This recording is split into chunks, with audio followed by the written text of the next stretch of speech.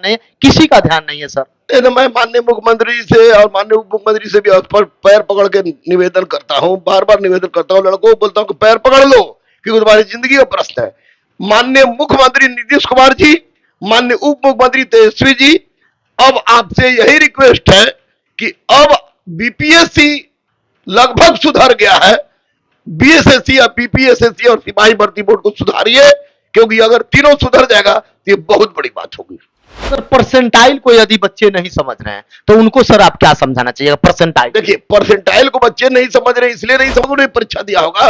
जब आपने परीक्षा दिया है तो आपको इस बात का अंदाजा जरूर होना चाहिए कि जो बच्चा पास कर रहा है उसको भी इस बात का एहसास होना चाहिए कि कितना उसने बनाया था, और जो बच्चा फेल किया है उसको भी इस बात का एहसास होना चाहिए कि उसको कितना बनाया, कितना बनाना चाहिए ताकि पास कर जाए। परसेंटाइल आपने निकाला है, आपने पहले भी। साथियों, अभी हम लोग उपस्थित हैं एग्जाम टूर चैनल पर और आपसे बता दें, आप सबका लगातार जो भी कमेंट था, बीएसएससी सीजीएल को लेकर रिजल्ट तो जारी कर दिया गया है, लेकिन आपके मन में जो भी संशय है तो उस सारी संशय को लेकर मैं रहमान सर के पास आ चुका हूं और सर से संपूर्ण रणनीति लेंगे।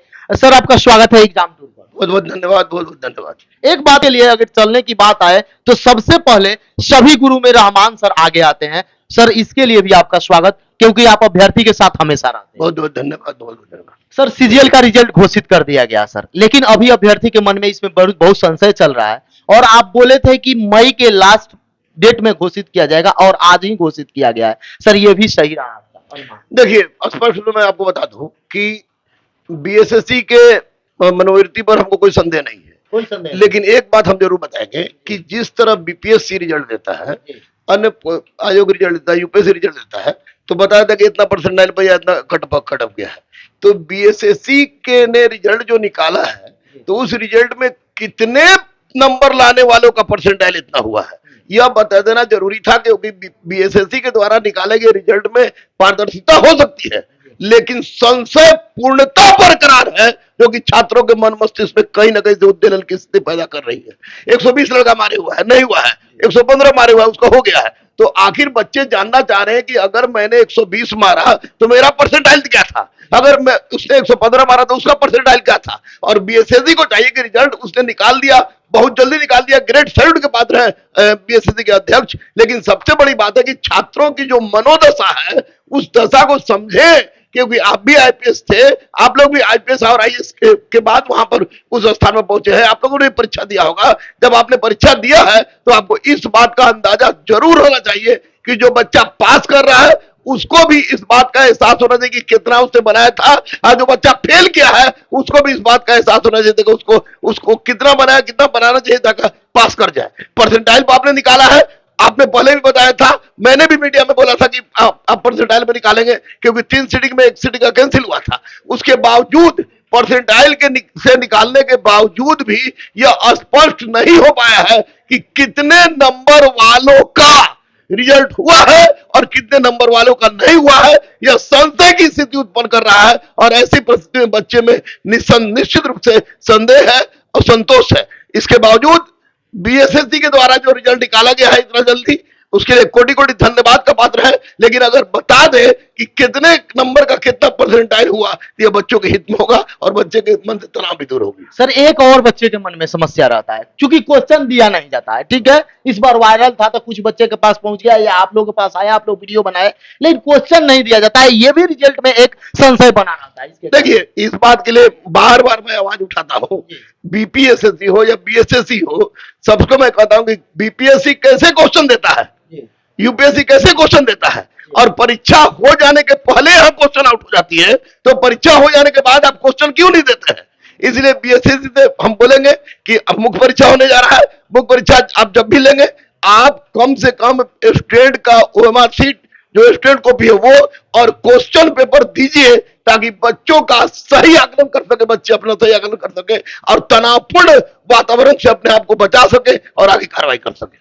सर आंसर की नहीं जारी किया जाता है, और जो भी अभी अभ्यर्थी अगर आरटीआई भी मारना चाहे तो वो भी नहीं कर सकते हैं, क्योंकि वहां से बोला जाता है फाइनल जब रिजल्ट हो जाता है तब दिया जाता है। और जो अभ्यर्थी मान लीजिए जैसे कोई अभ्यर्थी लगाया 120 प्रश्न है, उसका आंसर सी किया, उसका आंसर मान लेते हैं सही है, लेकिन आयोग अगर बी माना, डी माना, एक्स मांगा, उसको भी कैसे मालूम चलेगा? इसको सर लेकर आप कैसे देखते हैं? देखिए, आंसर शीट जिस आयोग के द्वारा नहीं जारी किया जाता है, यह उनकी 100% बदमाशी है।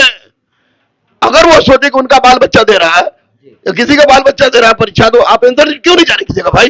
कैट माने आपने गधा मारा, बिल्ली मारा, सुअर मारा, क्या मारा? बच्चे इससे अंदाज तो लगा ले। इसलिए आंसर शीट जारी न करना किसी भी दृष्टिकोण से उचित नहीं है। आपको बीपीएससी क्यों जारी कर देता है, यूपीएससी क्यों जारी कर देता है, एनडीए सीडीएस क्यों जारी कर देता है, आप क्यों जारी नहीं करते हैं? सबसे बड़ा प्रश्न है कि आप जारी क्यों नहीं करते हैं, ये बता दीजिए। अगर आपके जारी नहीं करने से आंसर शीट अच्छा है, कोई बात नहीं, लेकिन जारी नहीं करने से अगर खराब है तो ये गलत है, गलत है, गलत है।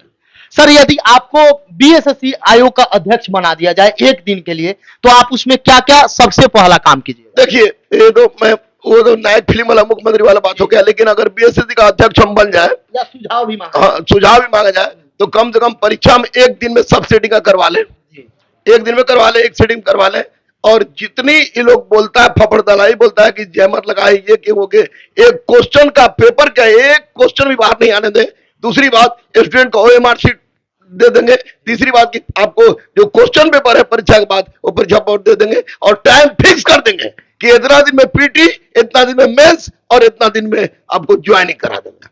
ये मैं करा दूंगा। सर जैसे बीपीएससी आयोग है, अभी देखा जा रहा है अतुल प्रसाद जी के द्वारा लगातार पहले एक आंसर की दिया जाता है, फिर उसके बाद अभ्यर्थी से मांगा जाता है, राय मांगा जाता है, और जितने भी विशेषज्ञ हैं उस क्षेत्र के, उनसे बैठकर विचार विमर्श किया जाता है। इवन ये भी होता है कि जो अभ्यर्थी देते हैं, अगर उनको दिक्कत है तो अभ्यर्थी को बुला भी लिया जाता है। सर उतना वह कर सकता है, लेकिन बीएसएससी आयोग पर ना माननीय मुख्यमंत्री जी का ध्यान है, युवा उप मुख्यमंत्री है उनका ध्यान नहीं है, किसी का ध्यान नहीं है। सर तो मैं माननीय मुख्यमंत्री से और माननीय उप मुख्यमंत्री से भी पैर पकड़ के निवेदन करता हूं, बार बार निवेदन करता हूं, लड़कों को बोलता हूं कि पैर पकड़ लो, क्योंकि तुम्हारी जिंदगी का प्रश्न है।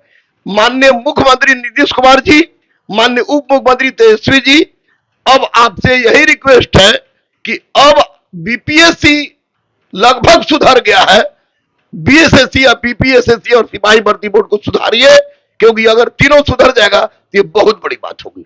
सर परसेंटाइल को यदि बच्चे नहीं समझ रहे हैं तो उनको सर आप क्या समझाना चाहिए? परसेंटाइल, देखिए, परसेंटाइल को बच्चे नहीं समझ रहे, इसलिए नहीं समझ रहे कि परसेंटाइल के आधार पर हमेशा परीक्षा हुआ नहीं है।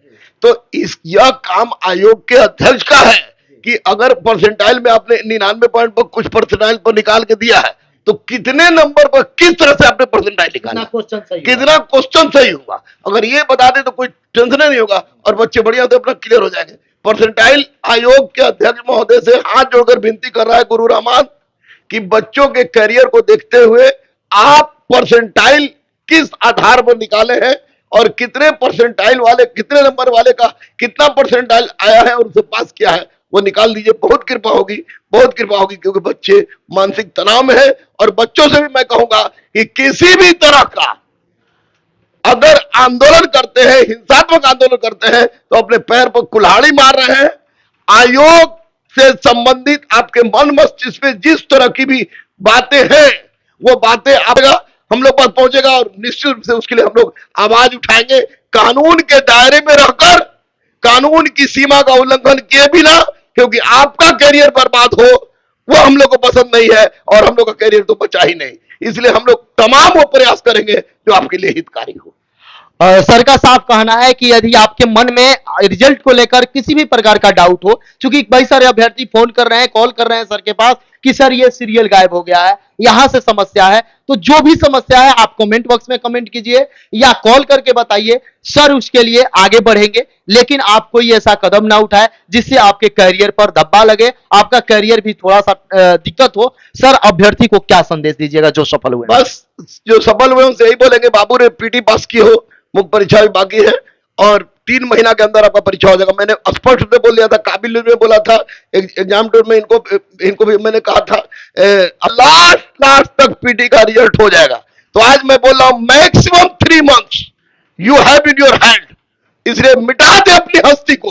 अगर कोई मर्तबा चाहो कि दाना खाक में मिलकर गुले गुलजार होता है, अगर पटना के सचिवालय की कुर्सी पर अपना अधिकार जमाना चाहते हैं तो झोंक दीजिए, झोंक दीजिए। और याद रखिएगा, ये क्वेश्चन हटाने वाले टीचर से बचिएगा, क्योंकि अब परीक्षा का पैटर्न बदल रहा है और इस बदले हुए पैटर्न में अपने आप को समायोजित करने के लिए अपने जी जान से अपने आप को भिड़ना होगा। सर समय देने के लिए बहुत बहुत धन्यवाद। बहुत बहुत धन्यवाद बहुत